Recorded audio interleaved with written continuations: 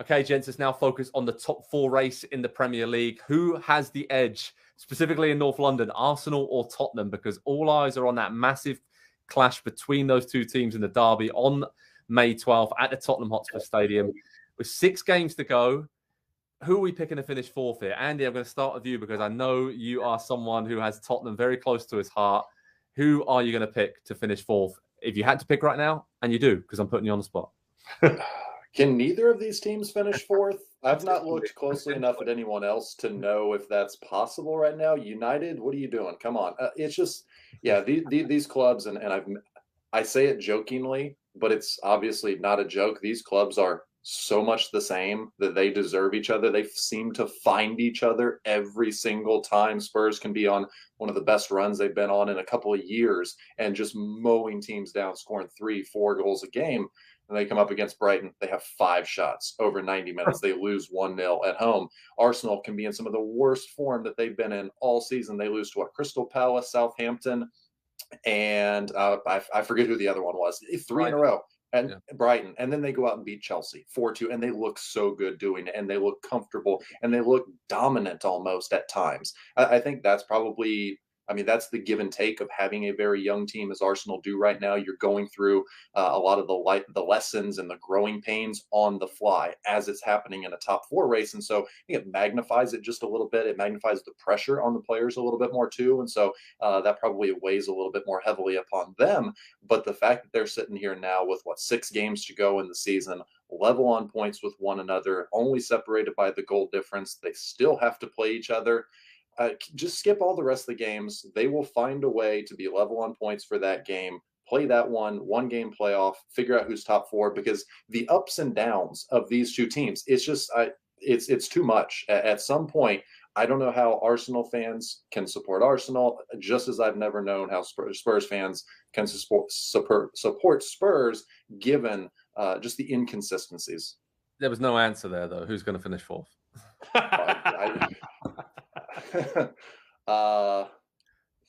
I guess Spurs. I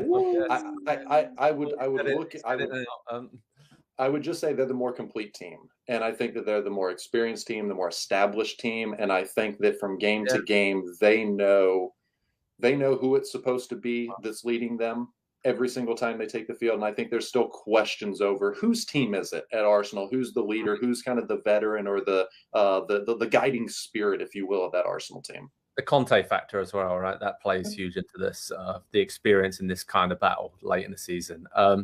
Nick, when we look at these teams, Eddie Nketiah from nowhere has emerged as perhaps the hero that Arsenal need. They're struggling to score goals.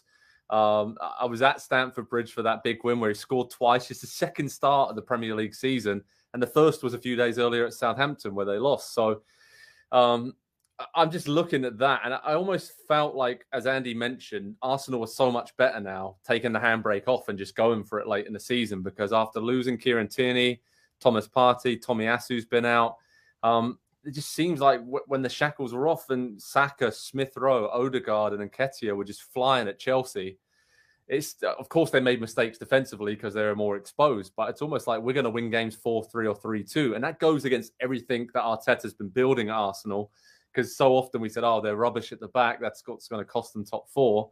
Most of the season they've been great at doing that, right? But now they've lost a few key players. They're a little bit unstable. They can't win games 1-0 or 2-0, so they might as well go for it. So is that the key for Arsenal in this top 4 push? And Nketiah, quick word on him, because he came from absolutely nowhere to potentially be the hero. It's kind of the challenge at Arsenal when you have so many good young players that all want to play. And I feel like every transfer window for the last 3 or 4, it's been, is this guy going on loan? No, we need him.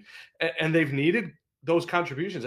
Look at up and down that team. And I want to credit their summer buys as well, not to get too crazy, but even some of these names that we didn't even know, as the average soccer fan didn't even know before this season, have all pitched in to get them where they're going to be. And I think they're exciting.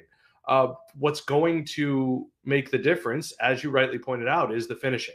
And I just can't bet on the entire cast of characters to outfinish Harry Kane and the guys running off of him.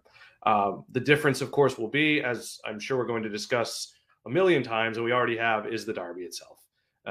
It almost seems silly to say anything other than whoever, if there's a winner there, that's the team that goes through. And I know the schedule tells us different things. Conte has edges in this way, and Lloris has been in bigger, better spots than Aaron Ramsdale. And the same thing can be said for a number of Tottenham's players and the injuries to Arsenal. But really, derbies are toss-ups. And this is going to be perhaps the ultimate. Is it? How many have been this big?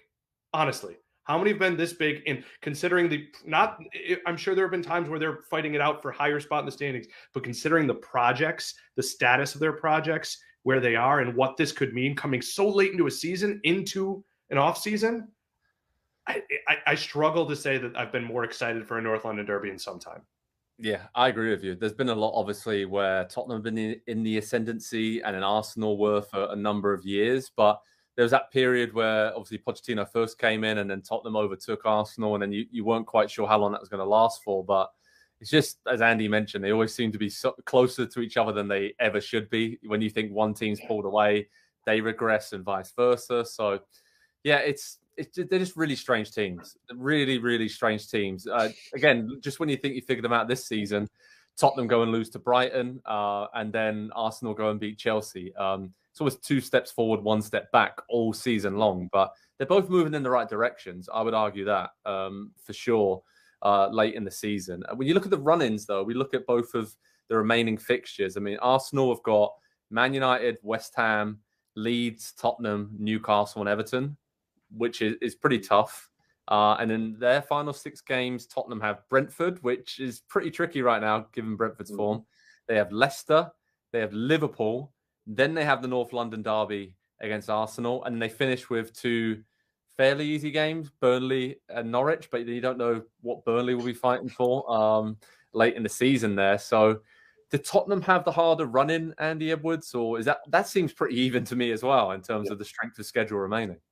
Yeah, I think I would probably call that a wash between those two. And I think you just kind of have to look at the form that they're both in and see that they're both very up and down. And so it's almost impossible to forecast any of those games. Like we've seen Spurs beat Manchester City twice this season, and they looked really good and comfortable doing it. Like they weren't dominant by any means, but they were Manchester City's equals on that day. They've struggled mightily with Liverpool in recent years, though, I think given the style that they play. I think that's very, very problematic for them. And so you can look at that and say, well, if they played Manchester City, who are leading the Premier League instead of the second place team, that would actually be easier. So it's a matchup thing. And it's also, are they going to show up on the day as well? Because Spurs don't show up half the time. Arsenal don't show up half the time. What if neither of them show up for the derby? And it's just an awful, truly awful game. We get no answers out of it. It's 0-0. And we go into the final 2 weeks of the season still not knowing. That seems the most likely outcome, honestly. They will not be clipping that for a commercial. They will not Watch the North London derby. It could be awful, and it won't be. I really don't think it will be. I think because both teams defensively, that is their Achilles heel right now. So I think going forward, obviously, it's just who finishes better, right? In terms of Arsenal's young cast of players up there, or Kane, Son, Kulusevski, who can really take their game to the next level in the final weeks of the season. Nick, what would finishing in the top 4 mean for both of these teams sort of long term, and who needs it more? Because I was at Stamford Bridge for the big win for Arsenal, and it went from kind of some of the Arsenal fans being disgruntled when they were giving the ball away and Chelsea were creating chances, to at the end they're singing Mikel Arteta's name loud and proud, and the chant that they have, how he knows exactly what to do. We all know that chant. But it's very volatile, I feel like, at Arsenal in terms of 1 week it's Arteta out, the other week it's Arteta in. He's a genius. So for me, at least, it feels like he needs to finish 4th more than Conte, because Conte's only just come in at Tottenham, and I think they're ahead of where everyone expected them to be this season, and then Messi had to sort out. But Arsenal, this is the next step on the project, and if they don't get top 4 this season, I feel like the pressure could be a little bit too much for Arteta to really take. Maybe that's harsh. He probably will still. I don't think it. Yeah, Joe. I don't think it has to include Arteta. I mean, it includes Arteta, of course, but I just think it's Arsenal in general. They need it. They need this. The money they've spent and all that. Yeah. Yeah. Not just to pile on and join Andy in this, but they also need it because I think deep down they don't think they're going to get it. I think Tottenham's in a better position. I think they're better suited for it.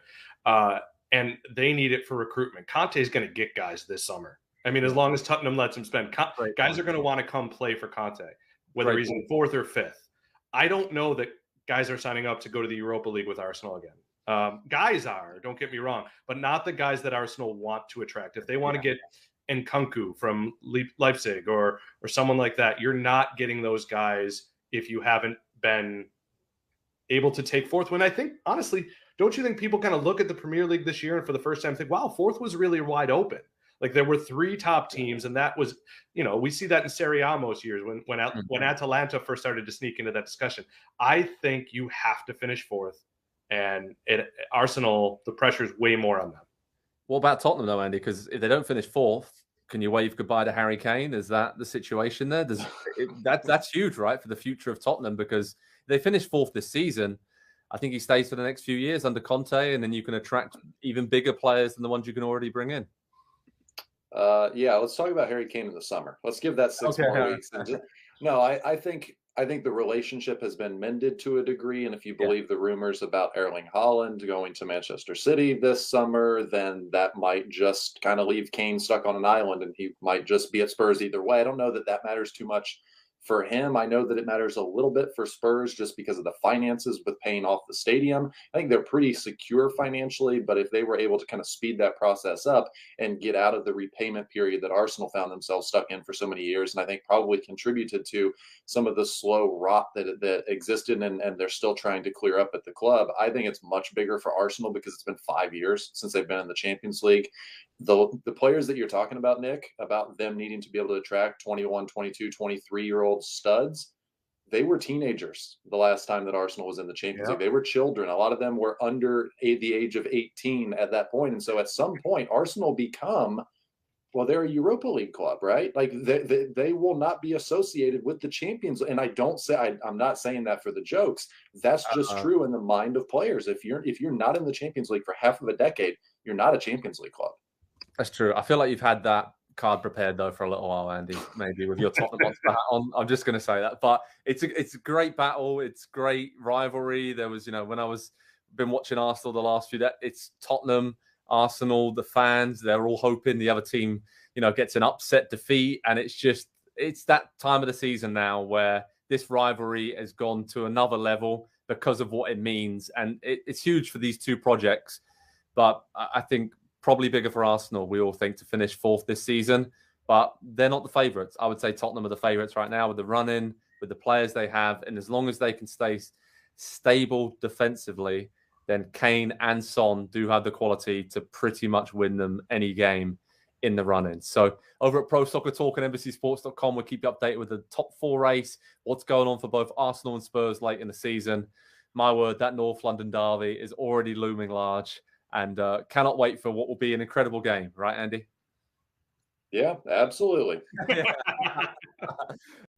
Hi there, I'm Rebecca Lowe, studio host for NBC's coverage of the Premier League. Don't forget to hit subscribe to watch highlights all season long, and be sure to tune in for Premier League mornings every weekend at 7 a.m. Eastern. And for even more content, head over to Peacock, where we've got live games, original series, and a dedicated round-the-clock Premier League channel featuring studio shows, classic matches, and much more.